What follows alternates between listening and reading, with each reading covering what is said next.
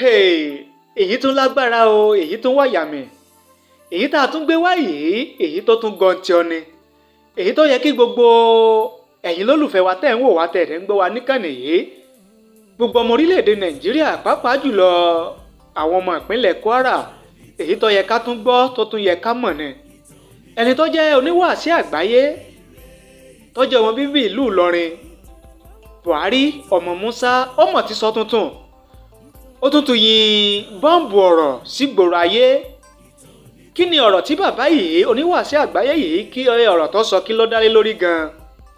Ta ló fi ọ̀rọ̀ ń bá wí? Ta ló ta sí nínú wáàsí rẹ̀? Ó lágbára. Àbí ká ẹ gbọ́ wa láti ìbẹ̀rẹ̀ títí dé òpin fídíò yìí kálàyé ọ̀rọ̀ wa kó lè bá yé yín dáadáa. Tẹ́ ẹ bá gbàgbé, ní nǹkan bíi ọ̀sẹ̀ méjì sí ẹyọ kan sí mẹ́ta, ó ní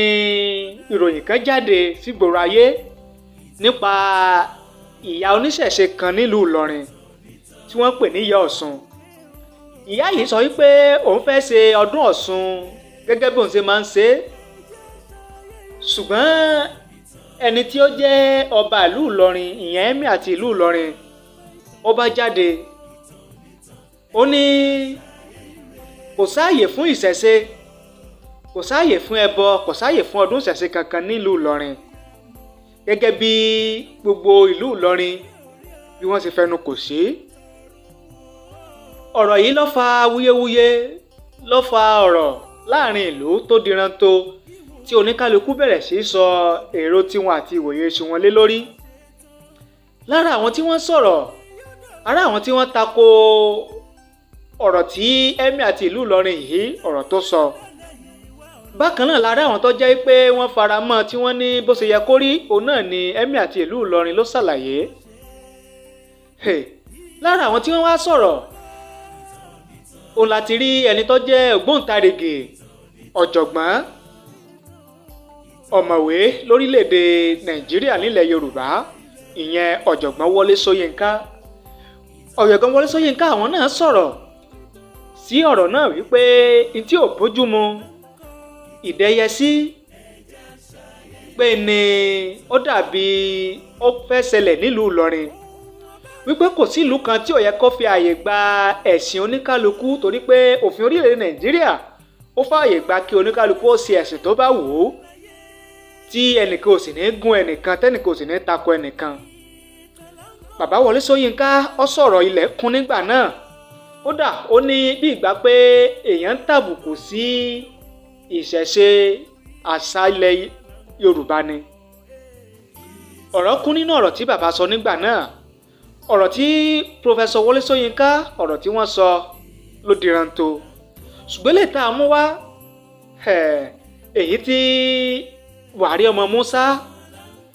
èyí tá a mú wá yìí, ó ní ó ti fún àwọn tí wọ́n ń sọ̀rọ̀ tako ọ̀rọ̀ tí Emir àti ìlú Ìlọrin sọ. Buhari ọmọ Musa ti fún wọn lésì nínú ọ̀rọ̀ rẹ̀ kan tó sọ lásìkò tó ń ṣe wáàsí. Ó ní Buhari ọmọ Musa oníwàásí àgbáyé, òun ló ti ní kò sẹ́ni tí ó mọ̀ wípé ìlú Ìlọrin ìlú ẹ̀sìn Islam ní ẹ̀sìn Mùsùlùmí, wípé ó dẹ̀ ti pẹ́ tí ìlú Ìlọrin tí ò ti fi àyè gba ọdún ìṣẹ̀ṣe, ọdún ìbílẹ̀ tàbí òòṣà tàbí ẹbọ kankan. Ó ní kí gbogbo àwọn tí wọ́n wá ń yọnu sí Emir àti ìlú Ìlọrin pé kí wọ́n ṣọ́ra o, pé kábíyèsí Emir àti ìlú Ìlọrin pé kì í ṣe ẹni tá a rí fín, kì í ṣe ní àbùkù, pé èyí ọba àjẹ́ ọ̀jọ̀gbọ́n kódà kó kàwé kíwèé ó tún kà á, pé kò tó bẹ́ẹ̀ kí wọ́n máa wẹnu sí kábíyèsí Emir àti ìlú Ìlọrin. Pé ẹni yòówù tó bá gbìyànjú, tó bá ní òun fẹ́ máa wẹnu máa ṣe àrífín sí Emir àti ìlú Ìlọrin, wípé gbogbo àwọn àfáà ìlú Ìlọrin ni àwọn ó dìde láti kojú ẹrù ẹni bẹ́ẹ̀, torí pé àwọn ò ní gbà kẹ́nìkan kó wá máa wẹnu sí Emir àti ìlú Ìlọrin, ẹni yòówù tó jẹ́. Ó ní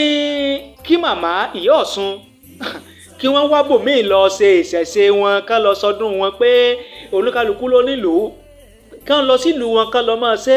kábíyèsí ẹ̀mí àti ìlú Ìlọrin kò ní kéèyàn má ṣe ọdún ìṣẹ̀ṣe tàbí ọdún ìbílẹ̀ ṣùgbọ́n kọ́ mọ́ jẹ́ ìlú Ìlọrin. ẹ wò ó ọ̀rọ̀ tí oníwàásí àgbáyé ìyẹn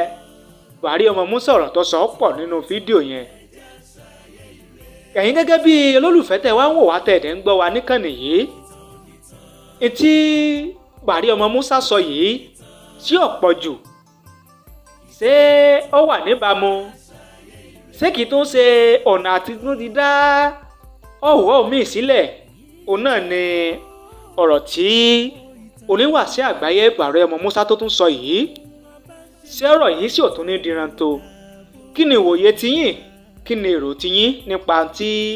oníwàásí àgbáyé Buhari ọmọ Musa tó tún sọ bọ́ǹbù ọ̀rọ̀ tó tún yìn síta yìí ẹ jẹ́ ká mọ èrò tiyín àti ìwòye tiyín nísàlẹ̀ fídíò yìí láàyè comment á sì kà á sì gbé yẹ̀wò ẹ ṣé o bẹ́ẹ̀ ṣe ń wò wá ẹ ṣé bẹ́ẹ̀ ṣe ń gbọ́ wa níkànnì wa.